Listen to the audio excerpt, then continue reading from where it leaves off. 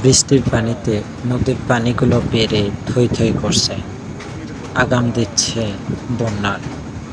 বন্যার আগমনী বার্তা যেন চারিদিকে ধ্বনিত হচ্ছে। বিশেষ করে সিলেটে পানির পরিমাণ অনেকটাই বেড়ে গিয়েছে।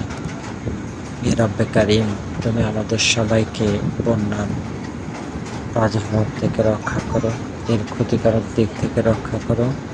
আমাদের জীবনযাত্রাকে তুমি সহজ করে দাও, সার্বিক কল্যাণ লাভ করো।